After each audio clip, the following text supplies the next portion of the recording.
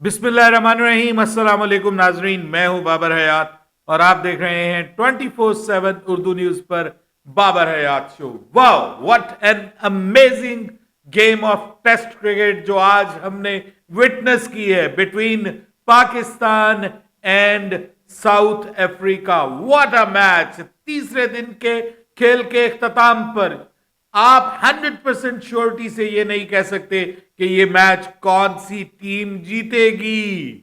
ये है test cricket at its best और इसका क्रेडिट जहां जनूबी अफ्रीका की टीम को जाता है वहां पाकिस्तान की टीम को भी जाता है, जो इस मैच में अभी तक बनी हुई है और इस मैच को जनूबी अफ्रीका की गोद में जाने से रोका हुआ है।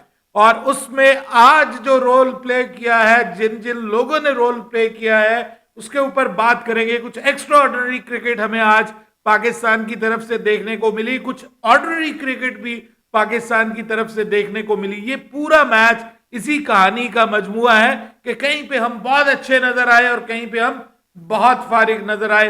पैचेस में आज भी वही पैटर्न रहा, लेकिन उसके बाद दिन के आखिर में मोहम्मद अब्बास और खुर्रम शहजाद पाकिस्तान को मैच में वापस ले आए। वाह, ये है टेस्ट क्रिकेट, इस पे बात करेंगे तफसील के साथ। लेकिन आगे बढ़ने से पहले आपसे गुजारिश कि अगर आप हमारे नए व्यूअर हैं तो प्लीज हमारे इस चैनल को जल्दी से कर लीजिएगा सब्सक्राइब और बेल आइकन को पुश करना मत भूलिएगा।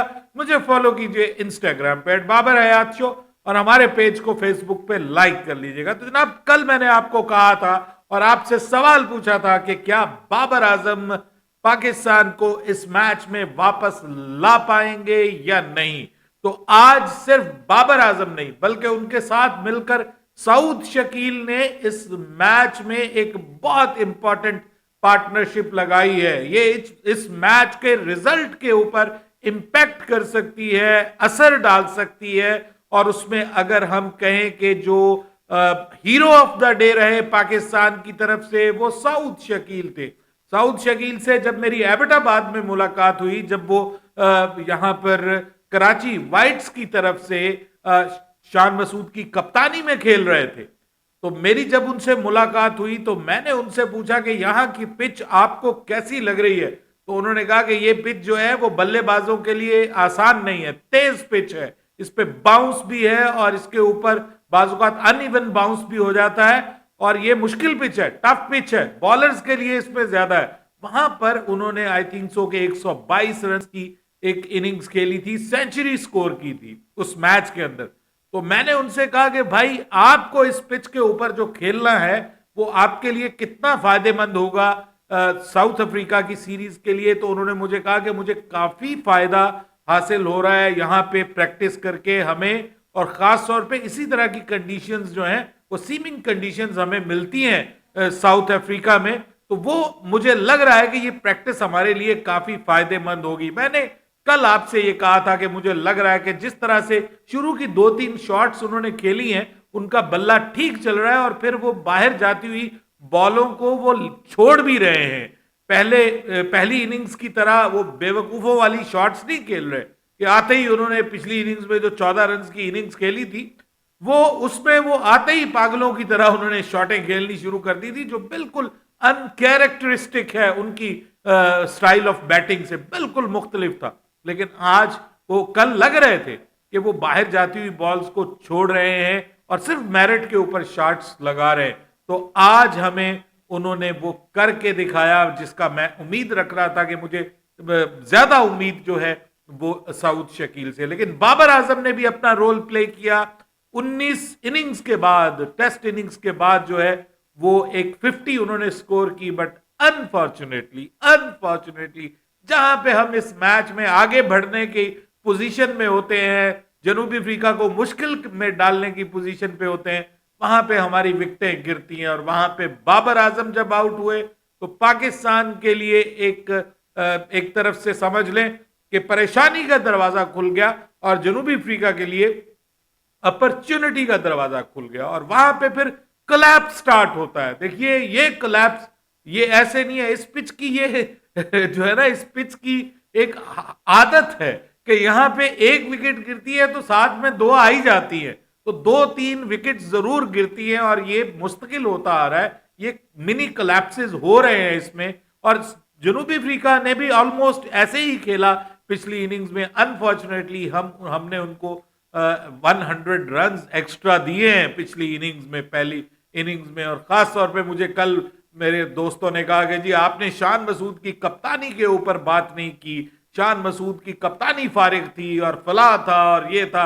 ओ भाई, मैं कह चुका हूं कि शान मसूद के लिए भी ये आखिरी मौका है कि वो अपनी कप्तानी को बरकरार रख सकते हैं। और मैंने उसके ऊपर बात की, मैंने कहा कि जो हमें शान मसूद से एक्सपेक्टेशंस थी वो पूरी नहीं हुई हैं।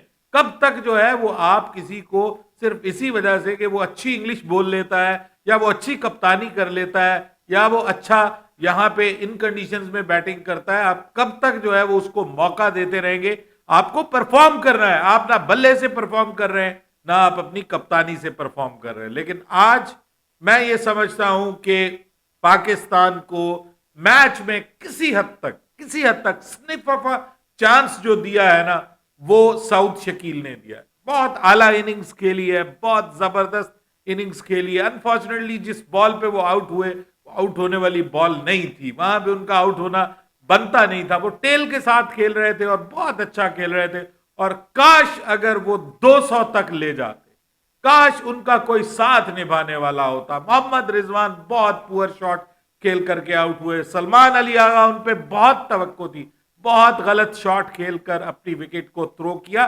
बाहर जाती हुई बॉलों के साथ पंगे लेंगे तो आपके साथ यही होगा। उसके बाद जो प्रॉब्लम हमें नजर आया वो ये था कि एक तरफ साउथ शकील जो थे वो कोशिश कर रहे थे और स्कोर को आगे लेकर के जाने की कोशिश कर रहे थे, लेकिन दूसरी जानिब से विकेट जो थी वो गिर रही थी और बार बार गिर रही थी। वहां पे जनूबी अफ्रीका में जो टेल थी उसने वैग किया, उसने बढ़ोतरी दिखाई उसकी तरफ से। आपने देखा कि बॉश ने तो खैर एक बहुत आउट क्लास इनिंग्स खेली, वो भी उनकी इनिंग्स भी इस मैच में गेम चेंजिंग इनिंग्स साबित हो सकती है। और अगर ये मैच जनूबी अफ्रीका की टीम जीतती है तो वो मैन ऑफ द मैच होंगे विदाउट एनी डाउट। लेकिन यहां पे बात खत्म नहीं होती। 148 टू विन फॉर पाकिस्तान। वहां पे पाकिस्तान की बॉलिंग स्टार्ट होती है और अब्बास कम बैक करते हैं। पिछली इनिंग्स में थोड़ा डिसअपॉइंट किया उन्होंने, लेकिन यहां पर आते ही उन्होंने दो बड़ी विकेटें हासिल की हैं। बहुत जबरदस्त बॉलिंग की है उन्होंने और थोड़ा सा कोई जान भी मारते हुए आज वो नजर आए, लेकिन साथ में खुर्रम शहजाद भी भरपूर साथ देते हुए दिखाई दिए। और पाकिस्तान ने 19 के ऊपर उनकी 3 विकेटें गिरा दी। ओ माय गॉड, क्या कमाल का जो नई बॉल के साथ स्पेल किया है इन दोनों बॉलर्स ने, मजा आ गया है जिस तरह से। और इन दोनों ने जबरदस्त किस्म का स्पेल किया और साथ में पाकिस्तान ने जिस तरह से रिव्यू लिए, तो इस पे आप कप्तान को जो है वो यहां पे क्रेडिट जरूर देंगे कि बेहतरीन रिव्यू लिए और उसका जबरदस्त फायदा मिला है पाकिस्तान को, शानदार फायदा मिला है पाकिस्तान को। और मेरे ख्याल में इसका पाकिस्तान के लिए ये जो 3 विकेटें, देखिए टॉप 3 विकेटें पाकिस्तान हासिल कर चुका है 27 के ऊपर। 121 रन जो हैं वो अभी भी रिक्वायर्ड हैं, अभी भी चाहिए टीम को 121 रन। तो 121 रन कोई बहुत ज्यादा कम नहीं है, ये थोड़े रन नहीं है, अच्छे खासे रन हैं। और इसके लिए जनूबी अफ्रीका को अच्छा खेलना है, लेकिन जनूबी अफ्रीका के लिए जो तुरुत का पत्ता है वो है एडन मार्करम। एडन मार्करम अगर खड़े रहे तो ये मैच जनूबी अफ्रीका का हो जाएगा, ये मैं आपको क्लियरली बता सकता हूं। उनके साथ कोई और साथ नहीं भी निभाता तो ये मैच जनूबी अफ्रीका का हो जाएगा। लेकिन अगर कल के दिन, चौथे दिन, पाकिस्तान की तरफ से आके एडन मार्करम की विकेट जल्दी गिर जाती है और जो बुवुमा भी चले जाते हैं तो मैच ऑलमोस्ट पाकिस्तान की गिरफ्त में आ जाएगा। ये जो 3 विकेटें ली हैं पाकिस्तान ने, जनूबी अफ्रीका को ऑब्वियसली सोचने पे मजबूर कर दिया। स्टिल आई थिंक कि जनूबी अफ्रीका के चांसेस ज्यादा हैं, 60% स्टिल आई थिंक कि जनूबी अफ्रीका ये मैच जीत सकता है, but 40% chances of Pakistan are still there. और उसमें जो इंपॉर्टेंट रोल है ये मैं अब आपको बता रहा हूं के चौथे दिन इंपॉर्टेंट रोल जहां पे स्टार्ट में खुर्रम शहजाद और मोहम्मद अब्बास का रहा है, वहां पर हमें एक तगड़ी बॉलिंग चाहिए नसीम शाह से। नसीम शाह से हमें एक तगड़ी बॉलिंग का स्पेल चाहिए। वो अगर अच्छी बॉलिंग करते हैं और पाकिस्तान के ये 3 बॉलर्स जो है वो 2-2 3-3 विकेटें लेते हैं, तो ये मैच पाकिस्तान जीत सकता है। Still Pakistan can win this match. जी हां, पाकिस्तान अभी भी ये मैच जीत सकता है। और ये इस मैच में खूबसूरती है कि देखिए 3 दिन गुजर गए हैं, नो टीम इज 100% श्योर कि वो ये मैच जीत जाएगी। इवन मतलब आप ये नहीं कह सकते कि बहुत आसानी, बहुत खुश होंगे जनूबी अफ्रीका वाले। अरे भाई नहीं, ये मैच अभी भी बैलेंस्ड है। आप इस मैच को जिस तरीके से मर्जी ले लीजिए, ये मैच बैलेंस्ड है और बड़ा तगड़ा मैच हो रहा है। बड़ा, जिसको आप कहते हैं ना कि जोर का जोड़ है, और दोनों टीमें अपनी तरफ से भरपूर कोशिश कर रही हैं इस मैच में बने रहने के लिए, इस मैच को जीतने के लिए। देखिए आज यहां पे मैंने खबर पढ़ी एक जगह पे कि जो है वो हरभजन सिंह है, उन्होंने कहा कि पाकिस्तान जानबूझ के मैच हार रहा है इस वजह से ताकि इंडिया को फायदा ना हो जाए। यानी इंडिया के लिए जरूरी है कि पाकिस्तान जो है वो जनूबी अफ्रीका को शिकस्त दे, तो इंडिया के चांसेस मजीद रोशन हो जाते हैं। अगर पाकिस्तान दोनों मैचेस जनूबी अफ्रीका को हरा देता है तो इंडिया के लिए बहुत चीजें आसान हो जाएंगी। सिर्फ एक मैच की जीत उनको जो है वो चैंपियंस ट्रॉफी के फाइनल में ले जाएगी। लेकिन यहां पर आज पाकिस्तान ने इस तरह के घटिया इल्जाम को बिल्कुल गलत साबित किया है। जबरदस्त तरीके से टीम खेल रही है। और असल चीज यह है कि आज जब गेम खत्म हुई है तो मोमेंटम किस टीम के साथ था? Momentum was with Pakistan team, क्योंकि Pakistan team better frame of mind के साथ मैदान से बाहर गई है। और कल सुबह जब आएंगे दे विल बी स्निफिंग, बिल्कुल ऑलमोस्ट नई बॉल है। आज जो उनके लिए ये जो टफ कंडीशंस में उनको जो थोड़े से ओवर्स मिल गए, ये ब्लेसिंग इन डिस्गाइज हो सकता है पाकिस्तान के लिए।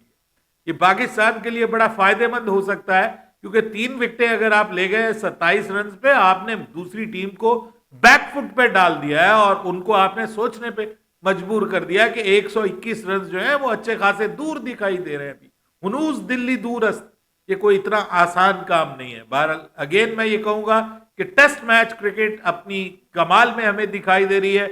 मुझे मतलब कल मुनीब से मेरी बात हो रही थी और वो मुझे कह रहे थे कि बाबर भाई, पाकिस्तान को, मुनीब शौकत फ्रॉम लाहौर हमारे रेगुलर व्यूअर भी हैं, तबसरा भी करते हैं हमारी वीडियोस के ऊपर और क्रिकेट के ऊपर भी बड़ी तबाक्कुन नजर है, जरा जल्दी कर देते हैं फैसले करने में। लेकिन हमारे डॉक्टर साहब जो है, डॉक्टर फैज साहब, वो भी बाजुकात जल्दी कर देते हैं, गुस्से में आ जाते हैं वो भी कि यार ये इसने ये कर दिया, वो कर दिया। और मैं इन दोनों को समझाता हूं कि भाई थोड़ा धीरे रुको, थोड़ा धीरे रखो, धीरज रखो। मैच को, ये टेस्ट क्रिकेट है, ये एक ही सेशन में बदल जाता है और यही इसकी खूबसूरती है। तो मैं उनसे जब बात कर रहा था तो बात ये हुई हमारी कि भाई पाकिस्तान को ज्यादा टेस्ट मैचेस मिलने चाहिए।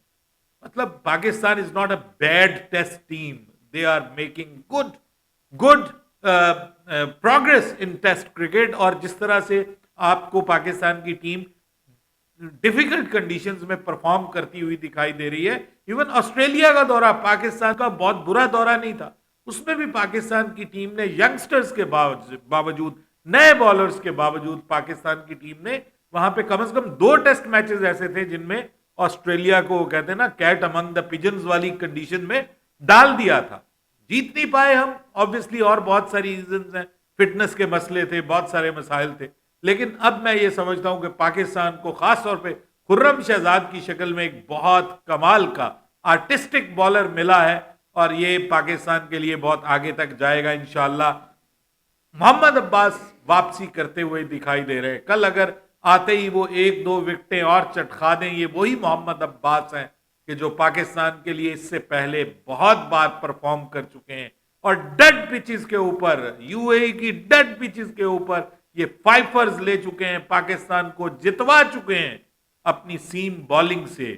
तो यहां पर तो कंडीशंस भैया चौथे दिन और आपके लिए साजगार हो जाएंगी। 50वें ओवर में, 60वें ओवर में बॉल जो थी वो हिल रही थी और बल्लेबाजी आसान नहीं थी। पाकिस्तान को बस तगड़ी बॉलिंग करनी है और यकीन कीजिए कि कप्तान को मैं अगेन कहूंगा कि तगड़ी कप्तानी करनी है, अग्रेसिव कप्तानी करनी है, क्योंकि पाकिस्तान ये मैच सिर्फ एक सूरत में जीत सकता है, अगर पाकिस्तान सबकी सब विकेटें ले ले। अदरवाइज पाकिस्तान ये मैच जो है ना, जिसको आप कहते हैं कि ये इस मैच को लंबा तो कर ही नहीं सकते, एक भी मतलब हमने विकेट्स लेनी है, हमने रन्स नहीं बचाने। रन्स बचाने के चक्कर में अगर आप पड़ेंगे, डिफेंसिव हो जाएंगे, तो ये मैच जनूबी अफ्रीका की टीम ले जाएगी। बस आपको जिसको है ना पंप अप करना है ग्राइंड करना है और प्रेशर डालना है, जितना ज्यादा डाल सकें। चौथे दिन अगर पाकिस्तान ये करने में कामयाब हो जाता है तो हु नोज कि जनूबी अफ्रीका अक्सर आपको मुस्कुराहटें देती है, मुश्किल हालात में भी आपको खुशी की खबरें जनूबी अफ्रीका से आती रही हैं। देखते हैं चौथे दिन हमारे लिए क्या होने जा रहा है। आप लोगों की क्या प्रिडिक्शन है, क्या होने जा रहा है? मुझे अभी भी लगता है कि 60-40% ये मैच चल रहा है इस वक्त। 60% साउथ अफ्रीका के हाथ में है। जब तक मार्करम क्रीज पर मौजूद है, ये मैच पाकिस्तान के लिए, Pakistan is not favourite, still not favourite. मुझे राय दीजिएगा अपनी कमेंट सेक्शन में। बाबर हयात को इजाजत दीजिएगा। अल्लाह हाफिज।